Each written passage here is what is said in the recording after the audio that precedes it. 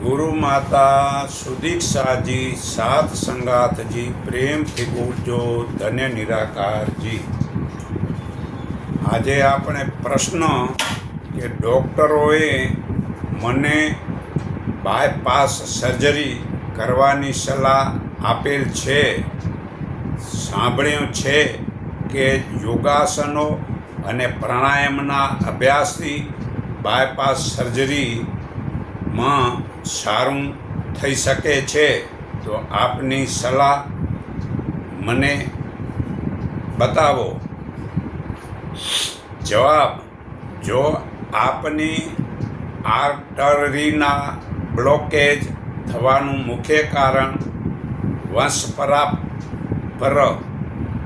વંશપરાપરમ હોય તો આપને આ યોગાસનો અથવા પ્રાણાયામનો અભ્યાસ વિશેષ ફાયદો કરી શકશે નહીં, કારણ કે બાપાને દાદાને વારસાગત આ જો હૃદયની તકલીફ હોય તો તેનો વારસાગત પુત્રાઓમાં હોય તો ખાલી આ યોગાસન પ્રાણાયામથી સારું થઈ શકતું નથી, પરંતુ કોલેસ્ટ્રોલ વધવાથી, ચિંતાથી, જે ટેન્શન કહેવાય, વધુ પડતા બીડી સિગારેટ પીવાથી, વધુ દારૂ પીવાથી, કે વધુ પડતા ટેન્શનથી, કે ખોરાકમાં બેકાળજી કે કસરતનો અભાવ વગેરેથી સમસ્યા ઊભી થઈ હોય તો ચોક્કસપણે યોગ્ય ડૉક્ટરી સારવાર અને પ્રાણાયામ,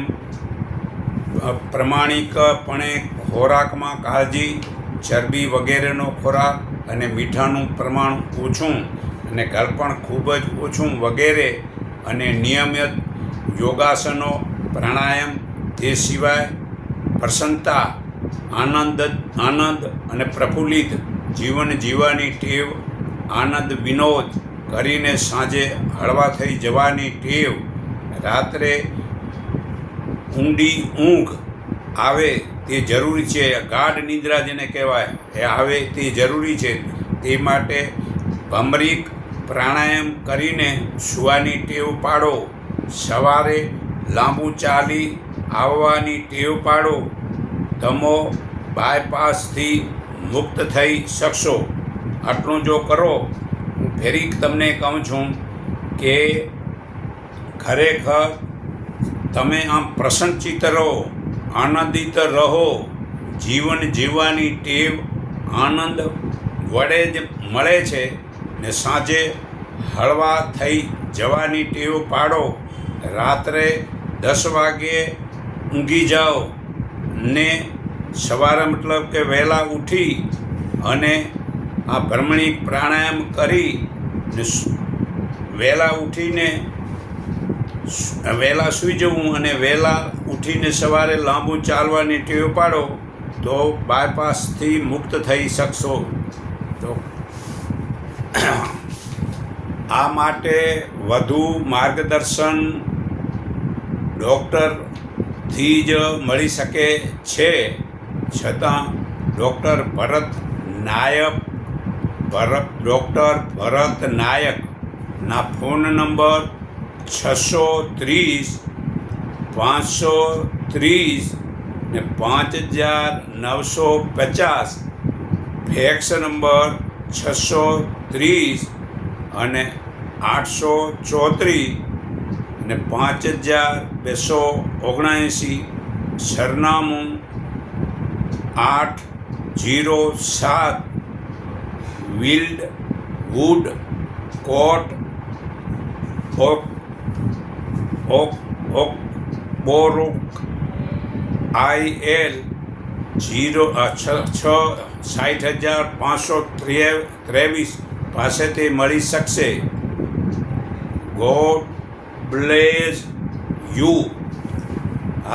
આ તમને નંબર દીધા તેની તમે તપાસ કરો, અને ખરેખર આપણે માનસિક ટેન્શન, ગીતામાં શ્રી કૃષ્ણ ભગવાને કહ્યું છે કે મન મનુષ્યના સુખ અને દુઃખનું કારણ છે, મનથી જ હારે છે અને મનથી જીતે છે. તે કોઈ પણ નાના બાળકોથી માંડીને વૃદ્ધ લોકોને પણ ટેન્શન હોય છે. તેનું કારણ જે આશાઓ, તૃષ્ણાઓ અને ઈચ્છાઓથી મન ટેન્શનના દુઃખથી ક્રોધ કરે છે, તે ક્રોધથી મગજ હેમરેજ થાય છે. મન સૂક્ષ્મ તત્વ છે, તેની વિશાળતાનો કોઈ માપ જ નથી. તે જડ હોવા છતાં આત્માના સંગ વડે ચેતન થાય છે. તેને શબ્દ, સ્પર્શ, રૂપ, રસ કે ગંધના બંધન નથી. છતાં મનમાં શંકા હોય છે. વળી શંકરાચાર્ય કહ્યું કે હું મન, બુદ્ધિ, ચિત્ત કે અહંકાર નથી. જો નથી તો તેની હાજરી નથી. છતાં હું આ નથી એવું કહેવાનું ક્યાંથી સૂઝ્યું? જે સંકલ્પ વિકલ્પો ક્યાંથી ઉઠે છે? તે સંકલ્પ અને વિકલ્પ વિચાર તે મનના છે. તે અહંકારના વિચારોનો સંગ્રહ કરે. તે મન, બુદ્ધિ, ચિત્ત કે અહંકાર છે. જે ઈચ્છાઓ, એષણાઓ કે કામનાઓની વાસના પૂર્તિ થતી નથી ત્યારે ક્રોધ થાય છે. તેથી ક્રોધથી યોગ્ય વિવેક ભૂલાય છે. તેથી ટેન્શન વધે છે અને યાદશક્તિનો નાશ થઈ જાય છે. માટે યોગ્ય પૌષ્ટિક ભોજન કરીએ છીએ તો જ કરવો જોઈએ. તો જે ચીઝ, બિયર, દારૂ, ચિકન, તમાકુ, ચા વગેરે લેવાથી બ્લડ પ્રેશર વધે છે. તેથી ટેન્શન મુક્ત થવા માટે તાજા પાંદડાનો લીલો રસ, રંજકો, પાલક વગેરે લો. તાજા શાકભાજી લો. તાજા ફળો લો કે ફણગાવેલા અનાજ, કઠોળ લો. અને વહેલી સવારે ચોખ્ખી હવામાં લાંબુ ચાલવું. વહેલી સવારે, બપોરે, સાંજે, રાત્રે 15 થી 20 મિનિટ ધ્યાનમાં બેસવું. ઊંડા શ્વાસોચ્છ્વાસ લેવા. શીતલી સત્કારી પ્રાણાયામ કરો. સુપ્રક પ્રાણાયામ કરો. શ્વાસન અને સૂર્ય નમસ્કાર કરો. સારા પુસ્તકો વાંચો. સારા વિચાર રાખો તો ટેન્શન મટે છે. અને હૃદય રોગમાં ટેન્શનનો ફાળો કેટલો છે? હૃદય રોગને મટાડવા માટે ટેન્શન ઓછું કરવામાં એ સાહોલ હાર્ડ પ્રોગ્રામનું બહુ જ સારું છે.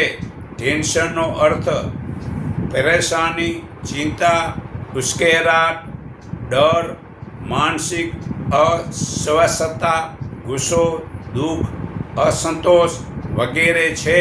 તે ટેન્શન વગરનો મનુષ્ય કોઈક જ હોઈ શકે છે.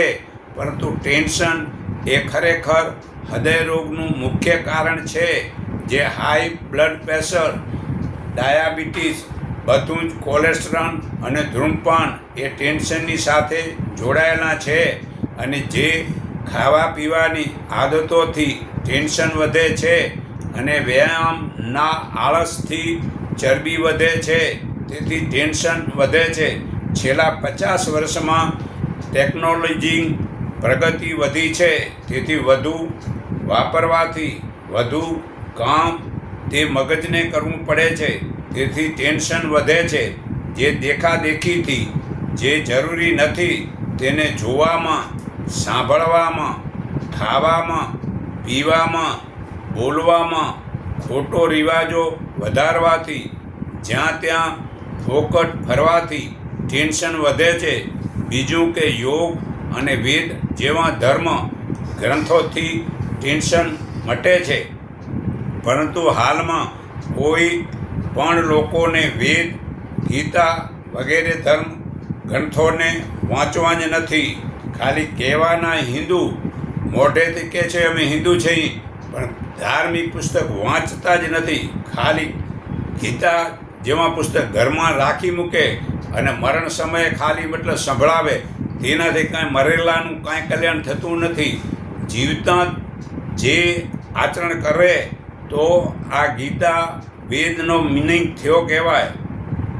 અને જીવતા વાંચે છે તો જે લખેલું છે તે હું જીવનમાં ઉતારતા નથી, તેથી ટેન્શન વધે છે. તો હાલમાં મેડિકલ સાયન્સે ટેન્શન સાથે જોડાયેલી પોતાની ખામીઓને સ્વીકારી છે અને યોગનું પ્રાચીન વિજ્ઞાન અને પ્રાચીન ભારતીય દર્શન થોડું ઘણું જ્ઞાન આપવાનો પ્રયાસ કરે છે. તે લગભગ 5000 વર્ષ પુરાણી જાણકારીની તુલનામાં બહુ જ ઓછી અને પ્રાથમિક કક્ષાની છે. મેડિકલ સાયન્સની છેલ્લી અને નવીનતમ શાખા વર્તણૂક વિજ્ઞાન પણ ટેન્શન બંધન માટે એ જ ભાષા બોલે છે. મેડિકલ સાયન્સનો વિકાસ સાયકો ન્યુરો ઇમ્યુનોલોજી PNI હવે ધ્યાન માટે બતાવે છે. તે હૃદય રોગનો ઈલાજ છે. તો આપણે હૃદય રોગ માટે ઉપાય કરવો જરૂરી છે. તો એના માટે લોહીનું દબાણ, બ્લડ પ્રેશર નીચું દબાણ, પેન્ક્રિયાસ વધુ પડતું કામ કરવા લાગે છે ત્યારે શરીરમાં સાકરનું પ્રમાણ ઘટી જવાથી લોહીનું નીચું દબાણ થાય છે. તે વખતે થોડી વધુ માત્રામાં સાકર નાખીને ગરમ દૂધ પીવું જોઈએ. તાત્કાલિક ફાયદો જણાશે. આ રોગ કાયમ માટે મટાડવા નીચે મુજબ સારવાર કરવી. અંતગાય ગ્રંથિઓ પર સારવાર કરો. બધા જ આ બિંદુઓની સારવાર કરો. હાથ અને પગના. 2 પ્યાલામાંથી 1 પ્યાલો કરેલું સોના, ચાંદી, તાંબાજડિત પાણી 2 મહિના સુધી દરરોજ પીવું. સોનાની બંગડી 2 લો અથવા સિક્કા, ચાંદીનું ઝાંઝર અથવા સિક્કા અને ત્રાંબાનો વાયર લઈ એ ત્રણેય ધાતુ એક તપેલીમાં નાખો અને પાણી પીવા જોઈતું હોય તેના ડબલ નાખો. અડધું બળી જાય તે ઠારી ગારી અને પીઓ. આનાથી મોટાભાગના રોગ મુક્ત થવાશે. ત્રીજું કે નાભિચક્ર બરાબર ન હોય તો ઠીક કરવું. ચોથું કે એક્યુપ્રેશરની નિયમિત સારવાર લેવી. લોહીનું નીચું દબાણ જોખમી નથી, પરંતુ લોહીના ઓછા દબાણને કારણે જીવનનો આનંદ માણી શકાતો નથી અને જિંદગી નીરસ બની જાય છે. ઉપર મુજબ સારવાર લેવાથી જીવન જીવવા જેવું લાગશે. લોહીનું ઊંચું દબાણ પહેલાં પ્રકરણમાં ઊંધા દબાણવાળાના કારણોની ચર્ચા કરી છે. ઊંચા દબાણવાળા કારણોની ચર્ચા કરી છે. લોહીની ઊંચા દબાણને કારણે શરીરમાં બીજી અનેક તકલીફો ઉત્પન્ન થાય છે. તેથી આ રોગને વહેલી તકે કાબૂમાં લેવો જોઈએ. જ્યારે લોહીનું દબાણ ઊંચું જતું લાગે કે ઊંચું ગયું છે તેનો ખ્યાલ આવે એટલે તરત જ નાની આંગળીઓને બંને કાનમાં આમ ખોસો અને પમ્પિંગની જેમ જોરથી આમ હલાવો. 2 થી 3 મિનિટ દબાણ આપો. એમ કરવાથી લોહીનું દબાણ તરત જ નીચે આવશે. આ બિંદુ 3, 4, 8, 11, 15, 25 તથા 28 પર ઉપચાર કરો. આ ભયંકર રોગને કાયમ માટે કાબૂમાં લાવવા માટે નીચેના ઉપાય કરો. બધી જ અંતઃસ્રાવી ગ્રંથિઓ પર ઉપચાર કરો. દરેક ગ્રંથિ પર 2 મિનિટ દિવસમાં 3 વખત ઉપચાર કરો અને સોના ચાંદીનું પાણી પીઓ અને આહારમાં લીંબુ અને મસાલા બંધ કરો. આહારમાં મીઠું અને મસાલા બંધ કરો. તેને બદલે સિંધા લૂણ કે સંચળ વાપરી શકાય છે. દરરોજ 2 થી 3 કપ લીલો રસ, 1 મોટો ચમચો મધ ઉમેરી પીવો, 1 ગ્લાસ ફળનો રસ પીવો. આ પ્રમાણે કરવાથી તમને ખરેખર આ તકલીફ મટી શકે છે. છતાં આપણે ઉપાય હૃદયની બીમારીનો, બ્લડ પ્રેશર માટેનો પહેલો એક ઉપાય સાંભળો સરખી રીતે. લસણ પીસીને દૂધમાં પીવાથી લોહીના દબાણ, બ્લડ પ્રેશરમાં ખૂબ ફાયદો થાય છે. આ લસણ બ્લડ પ્રેશરનું રામબાણ દવા છે. બીજું, 2 ચમચી મધમાં 1 ચમચી લીંબુનો રસ મેળવી સવાર સાંજ પીવાથી બ્લડ પ્રેશર ઓછું થાય છે. ત્રીજું, ઇલચીના દાણા અને પીપરી મૂળ સરખે ભાગે લઈ ઘી સાથે રોજ ખાવાથી હૃદયરોગ મટે છે. ચોથું, આદુનો રસ અને પાણી સરખે ભાગે મેળવીને પીવાથી હૃદયરોગ મટે છે. પાંચમું, હૃદયના રોગીએ ગાજરનો રસ નિયમિત પીવો. તેનાથી હૃદય મજબૂત બને છે અને હૃદયની કાર્યશક્તિ વધે છે. છઠ્ઠું, હૃદયનો દુખાવો ઉપડે ત્યારે તુલસીના 8-10 પાન અને 2-3 કાળા મરી ચાવી જવાથી જાદુ જેવી અસર થઈ દુખાવો મટે છે. સાતમું, છાતી, હૃદય કે પડખામાં દુખાવો થતો હોય તો 10 થી 20 ગ્રામ તુલસીનો રસ ગરમ કરી પીવો. પાનને વાટીને લેપ કરવાથી દુખાવો મટે છે. તો ખરેખર આ રોગ થાય છે તનથી, મનથી ને ધનથી. તો ખરેખર આ ભક્તિ કરવાથી ને સાચા ભગવાનને જાણવાથી, ભગવાન જગતના સર્જનના નિરાકાર એક જ છે અને તેનો આત્મા આપણા શરીરમાં છે, તે પણ ભગવાન છે. પણ ક્યારે છળ, કપટ, વેર, ઈર્ષા, અભિમાન, અદેખાઈ વગેરે છોડી દેવાથી અને જીવનમાં પરોપકાર, ઈમાનદારીના સત્ય કર્મ કરવાથી આ આત્મા એ જ પરમાત્મા છે. પણ જ્યાં સુધી આપણે આ છળ, કપટ, વેર, ઈર્ષા, અભિમાન, અદેખાઈ છોડીએ નહીં અને દેવી ગુણ જીવનમાં ઉતારીએ નહીં, તો આ આત્મા એ પરમાત્મા બની શકતો નથી.